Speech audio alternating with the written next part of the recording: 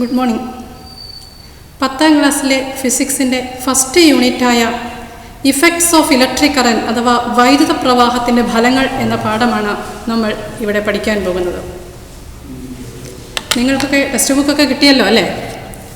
നിങ്ങൾ text book ഒന്ന് ശ്രദ്ധിച്ചേ. ഈ ഒരു പിക്ചറിൽ ഇവിടെ എന്തെല്ലാം ഇലക്ട്രിക്കൽ അപ്ലയൻസസ് ആണ് കൊടുത്തിരിക്കുന്നത്? Electric bulb, electric fan, mixie, electric oven, induction cooker etcetera. ഇവിടെ ഒരു കുട്ടി അവരുടെ പേരൻസിനോട് ഒരു ഡൗട്ട് ചോദിക്കുന്നു. അതായത് ഈ ഉപകരണങ്ങളെല്ലാം ഇലക്ട്രിസിറ്റിയിലാണ് വർക്ക് ചെയ്യുന്നത്. പക്ഷെ എങ്ങനെയാണ് ഇത് മറ്റ് ഊർജ രൂപങ്ങൾ നൽകുന്നത്? ഒരുപക്ഷെ നിങ്ങൾ ചിലർക്കെങ്കിലും ഇങ്ങനെയൊരു സംശയം തോന്നിക്കാണുമായിരിക്കും അല്ലേ? നമ്മുടെ നിത്യജീവിതത്തിൽ നാം ധാരാളം വൈദ്യുതോപകരണങ്ങൾ കൈകാര്യം ചെയ്യുന്നുണ്ട്. ഈ ഉപകരണങ്ങളെല്ലാം വൈദ്യുതോർജത്തെ മറ്റ് ഊർജ രൂപങ്ങളിലേക്ക് മാറ്റുകയാണ് ചെയ്യുന്നത്. All devices converts electrical energy into other forms of energy. For example, bulb. ഒരു ബൾബ് എന്താ സംഭവിക്കുക? നമ്മൾ സ്വിച്ച് ഓൺ ചെയ്യുന്നു, നമ്മളവിടെ ഇൻപുട്ട് കൊടുക്കുന്നത് ഏതാണ്? Electrical energy. അപ്പോൾ ബൾബ് നമുക്ക് തരുന്നത് എന്താണ്? Light energy. അതായത് ഒരു ഇലക്ട്രിക് ബൾബിൽ ഇലക്ട്രിക്കൽ എനർജി എന്തായിട്ട് മാറുന്നു? ലൈറ്റ് എനർജി ആയിട്ട്. അതായത് ഒരു ബൾബിൽ വൈദ്യുതോർജം പ്രകാശോർജമായി മാറുന്നു. ഇനി വേറൊരു ഉദാഹരണം നോക്കാം. ഫാൻ. ഫാനിൽ നമ്മൾ ഇലക്ട്രിക് എനർജിയാണ് കൊടുക്കുന്നത്. അപ്പോൾ എന്താണ് അവിടെ സംഭവിക്കുക? ഫാനിൻ്റെ മോട്ടോർ റൊട്ടേറ്റ് ചെയ്യും അല്ലേ? അപ്പോൾ മോട്ടോർ റൊട്ടേറ്റ് ചെയ്യുമ്പോൾ അവിടെ എന്ത് എനർജിയാണ് ഉണ്ടാകുന്നത്? Mechanical energy. അതായത് ഒരു ഇലക്ട്രിക് ഫാനിൽ ഇലക്ട്രിക്കൽ എനർജി മെക്കാനിക്കൽ എനർജിയായിട്ട് കൺവേർട്ട് ചെയ്യുന്നു. ഫാനിൽ electrical energy converts into mechanical energy. അതായത് വൈദ്യുതോർജം യാന്ത്രികോർജമായി മാറുന്നു. ഇനി നമുക്ക് വേറൊരു ഉദാഹരണം നോക്കാം. Induction cooker. നിങ്ങൾക്കറിയാം ഇൻഡക്ഷൻ കുക്കറിൽ എങ്ങനെയാണ് ഇലക്ട്രിക്കൽ എനർജി ഏത് എനർജിയായിട്ട് മാറുന്നു? ഹീറ്റ് എനർജിയായിട്ട്. ഇൻഡക്ഷൻ കുക്കറിൽ ഇലക്ട്രിക്കൽ എനർജി ഹീറ്റ് എനർജിയായി മാറുന്നു. അതായത് വൈദ്യുതോർജം താപോർജമായി മാറുന്നു. Another example, mobile phone. ഈ മൊബൈൽ ഫോൺ ചാർജ് ചെയ്യുന്ന അവസരത്തിൽ, ചാർജ് ചെയ്യുക എന്ന് വെച്ചാൽ അവിടെ ഇലക്ട്രിക്കൽ എനർജി കൊടുക്കുന്നു. ചാർജ് ചെയ്യുമ്പോൾ എന്താ സംഭവിക്കുക? നമുക്കറിയാം, നിങ്ങൾക്കറിയാം, ഈ മൊബൈൽ ഫോണിൽ ഒരു സ്റ്റോറേജ് സെല്ലുണ്ട്. ഈ സെല്ലിൽ ചാർജ് സ്റ്റോർ ചെയ്ത് വെക്കുകയാണ്. ഇങ്ങനെ സ്റ്റോർ ചെയ്ത് വെക്കുമ്പോൾ അതിന് എന്ത് എനർജി കിട്ടുന്നു? Chemical energy. അതായത് ഒരു മൊബൈൽ ഫോൺ ചാർജ് ചെയ്യുമ്പോൾ ഇലക്ട്രിക്കൽ എനർജി കെമിക്കൽ എനർജിയായിട്ട് കൺവേർട്ട് ചെയ്യുന്നു. മൊബൈൽ ഫോൺ ചാർജ് ചെയ്യുന്ന അവസരത്തിൽ എന്താ സംഭവിക്കുക? Electrical energy convert it into chemical energy. അതായത് വൈദ്യുതോർജം രാസോർജമായി മാറുന്നു. ഇനി നമ്മൾ ഈ ചാർജൊക്കെ ചെയ്ത് കഴിഞ്ഞാൽ നമ്മൾ മൊബൈൽ ഫോൺ യൂസ് ചെയ്യും അല്ലേ? അപ്പോൾ മൊബൈൽ ഫോൺ യൂസ് ചെയ്യുമ്പോൾ എന്താ അവിടെ നടക്കുക? അതായത് നമ്മൾ മൊബൈൽ ഫോണിൽ അതിനകത്ത് സെല്ലിൽ ചാർജ് സ്റ്റോർ ചെയ്ത് വെച്ചിട്ടുണ്ടോ? ഈ ചാർജ്, അതായത് ഈ ചാർജ് എന്ന് വെച്ചാൽ കെമിക്കൽ എനർജിയാണ്. കെമിക്കൽ എനർജി ഇലക്ട്രിക്കൽ എനർജിയായിട്ട് കൺവേർട്ട് ചെയ്യുന്നു. അപ്പോൾ മൊബൈൽ ഫോൺ യൂസ് ചെയ്യുക എന്ന് വെച്ചാൽ മൊബൈൽ ഫോൺ ഡിസ്ചാർജ് ചെയ്യുക. അപ്പോൾ മൊബൈൽ ഫോൺ ഡിസ്ചാർജ് ചെയ്യുന്ന അവസരത്തിൽ കെമിക്കൽ എനർജി ഇലക്ട്രിക്കൽ എനർജിയായിട്ട് കൺവേർട്ട് ചെയ്യുന്നു. ഇങ്ങനെ ഒത്തിരി എക്സാമ്പിൾ ഉണ്ട്. ടി വിയിൽ എന്താ നടക്കുക? ടി വിയിൽ ഇലക്ട്രിക്കൽ എനർജി എന്തായിട്ട് മാറുന്നു? അവിടെ ലൈറ്റ് എനർജിയും ഉണ്ട്, അതേപോലെ സൗണ്ട് എനർജിയും ഉണ്ട്. അപ്പോൾ ടി വിയിൽ electrical energy converts to light and sound energy. വേറൊരു എക്സാമ്പിൾ നോക്കാം. റേഡിയോയിലോ electrical energy converts it into sound energy. Okay, അതായത് ഒരു ഉപകരണം വൈദ്യുതോർജത്തെ പ്രയോജനപ്രദമായ മറ്റ് ഊർജ്ജരൂപങ്ങൾ ഏത് ഊർജ്ജരൂപത്തിലേക്കാണോ മാറ്റുന്നത് അതായിരിക്കും ആ ഉപകരണത്തിൻ്റെ വൈദ്യുത ഫലം. That is the useful form of energy in which A device converts electrical energy is considered as the effect of electric current. അപ്പോൾ ഞാൻ കുറേ എക്സാമ്പിൾസ് പറഞ്ഞു. അപ്പോൾ ഇതിൽ നിന്ന് എന്ത് കൺക്ലൂഷനാണ് അല്ലെങ്കിൽ എന്ത് നിഗമനത്തിലാണ് നിങ്ങൾ എത്തിച്ചേരുന്നത്? വൈദ്യുതോർജം അല്ലെങ്കിൽ വൈദ്യുതോർജത്തെ നമുക്ക് മറ്റ് ഊർജ്ജ രൂപങ്ങളിലേക്ക് മാറ്റുവാനായിട്ട് സാധിക്കും. ഇനി നമുക്ക് വൈദ്യുതിയുടെ താപഫലത്തെക്കുറിച്ച് പഠിക്കാം.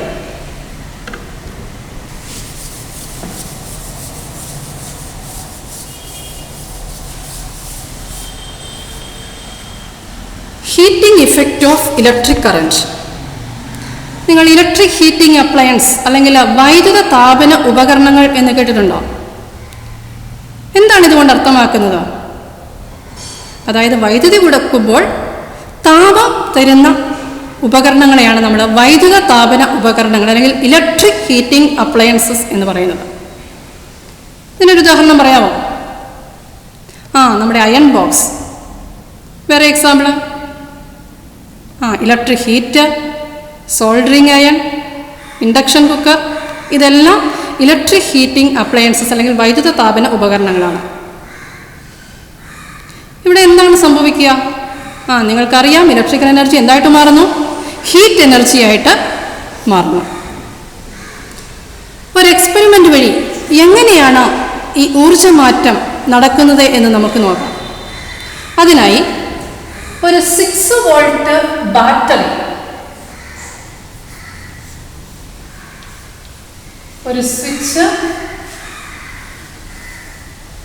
ഒരു 5 സെന്റിമീറ്റർ ലെങ്ത് ഉള്ള ഒരു നിക്രോം വയർ, കണക്റ്റിംഗ് വയർ, ഇവയെ ഉപയോഗിച്ച് ഞാൻ ഇവിടെ ഒരു സർക്യൂട്ട് ഡയഗ്രാം വരച്ചിരിക്കുന്നു. ഇതൊരു നിക്രോം വയറാണ്. ഈ നിക്രോം വയറിന്റെ റെസിസ്റ്റൻസ് R ആണ്. അപ്പോൾ ഇവിടെ എന്താണ് സംഭവിക്കുന്നത് നമുക്ക് നോക്കാം. അതായത് ഇവിടെ ഞാൻ ഈ സ്വിച്ച് ഓൺ ചെയ്യുമ്പോൾ എന്ത് സംഭവിക്കും? നിങ്ങൾക്കറിയാം, ഈ സർക്യൂട്ടിൽ കൂടെ ഇലക്ട്രിക് കറന്റ് ഫ്ലോ ചെയ്യും, അല്ലേ? അല്ലെങ്കിൽ ഇലക്ട്രിക് ചാർജ് ഫ്ലോ ചെയ്യും. ചാർജിന്റെ ഫ്ലോയ്ക്കാണ് ഇലക്ട്രിക് കറന്റ് എന്ന് പറയുന്നത്. അപ്പോൾ ഇലക്ട്രിക് കറന്റ് അല്ലെങ്കിൽ ഇലക്ട്രിസിറ്റി ഈ സർക്യൂട്ടിൽ കൂടെ പാസ് ചെയ്യും. എപ്പോഴാണ്? സ്വിച്ച് ഓൺ ചെയ്യുന്ന അവസരത്തിൽ. അപ്പോൾ ഇലക്ട്രിസിറ്റി ഈ നിക്രോം വയറിൽ എത്തിച്ചേരുമ്പോൾ എന്ത് സംഭവിക്കും? നിക്രോം വയർ ചൂടാകും. കുറേ സമയം ഇലക്ട്രിസിറ്റി പാസ് ചെയ്ത് കഴിയുമ്പോൾ ഈ നിക്രോം വയർ ചുവന്ന് ചുട്ടുപഴുകും. That is nichrome wire becomes in red hot condition.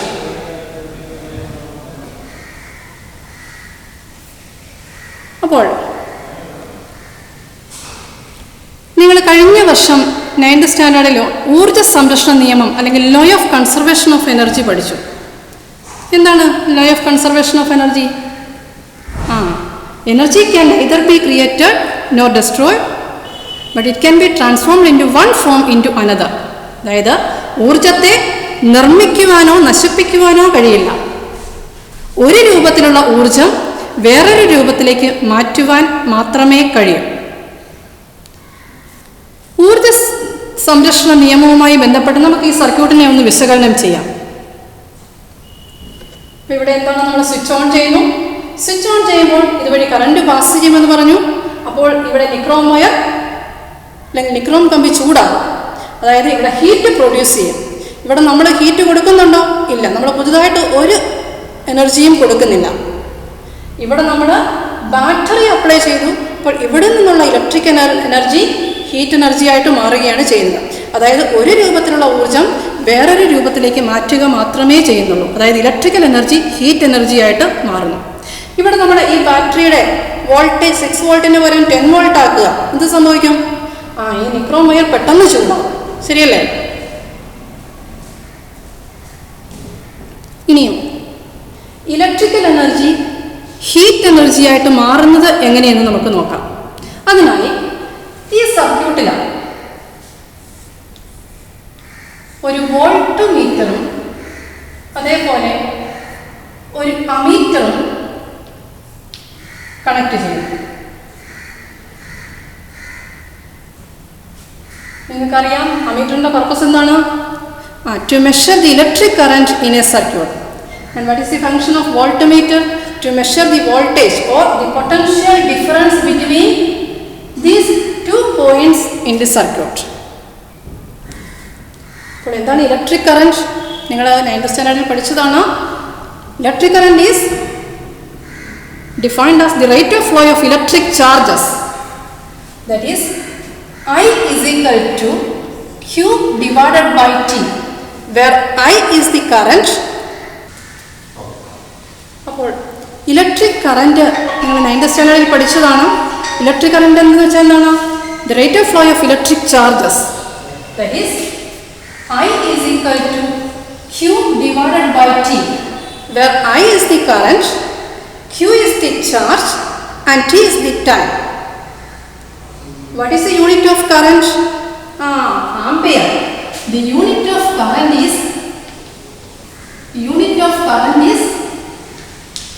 ampere.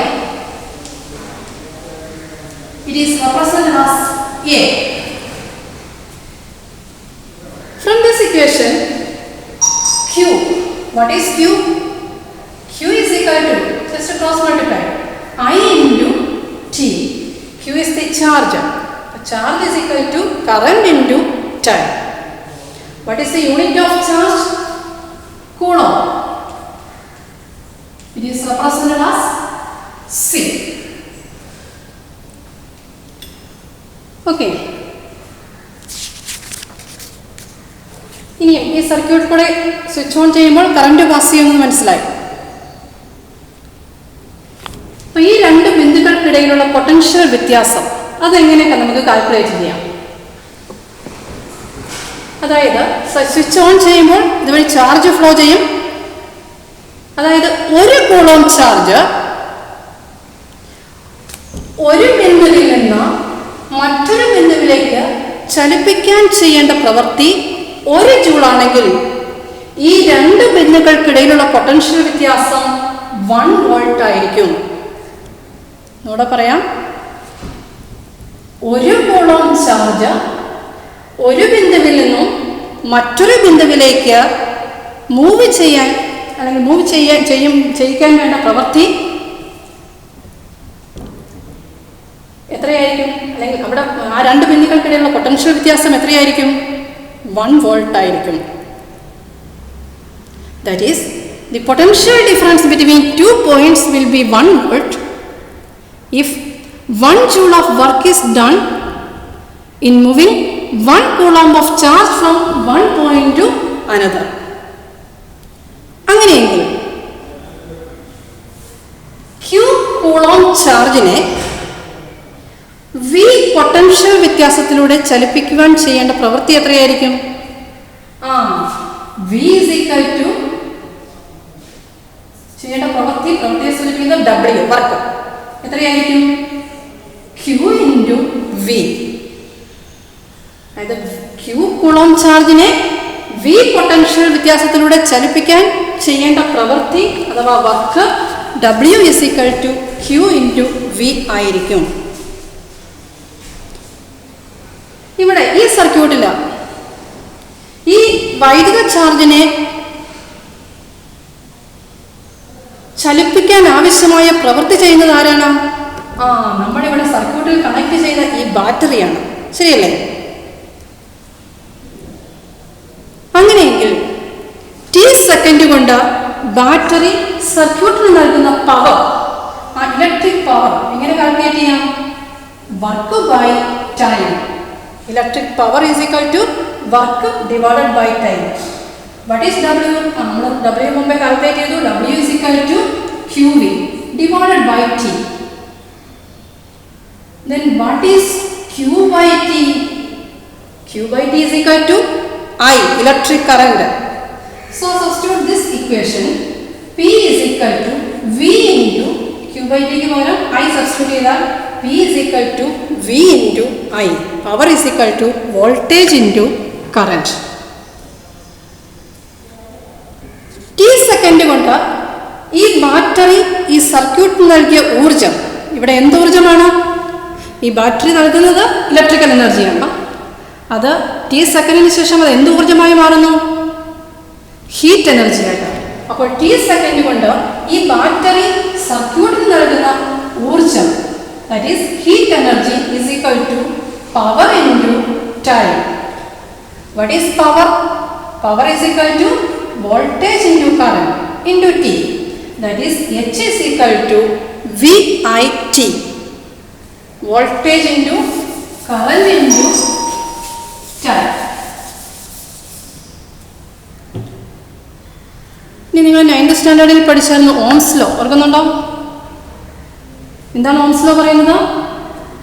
According to Ohm's law, V is equal to I into R, where V is the voltage or potential difference, I represents electric current and R represents resistance.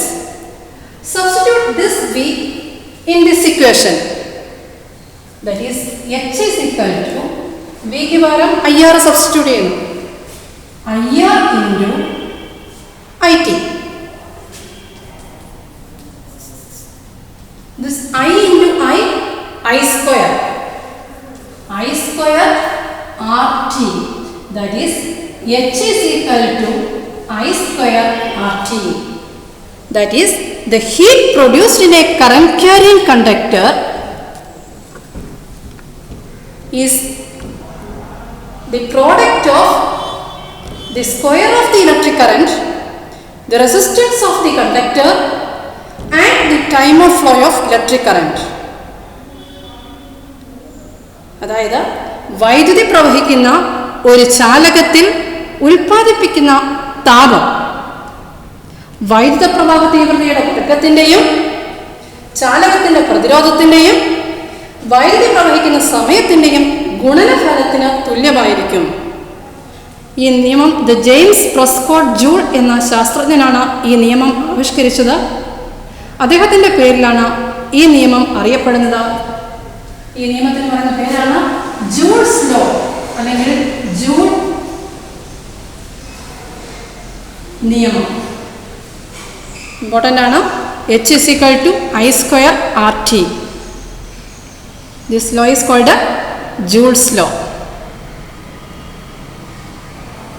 ഇനി joule നിയമവുമായി ബന്ധപ്പെട്ട് നിങ്ങളുടെ text ബുക്കിൽ ഒരു table കൊടുത്തിട്ടുണ്ട്. ആ table complete ചെയ്ത് നിങ്ങളുടെ നോട്ട്ബുക്കിൽ എഴുതുക. ജൂൾ നിയമവുമായി ബന്ധപ്പെട്ട കൂടുതൽ കാര്യങ്ങൾ നമുക്ക് അടുത്ത ക്ലാസ്സിൽ ചർച്ച ചെയ്യാം. Thank you.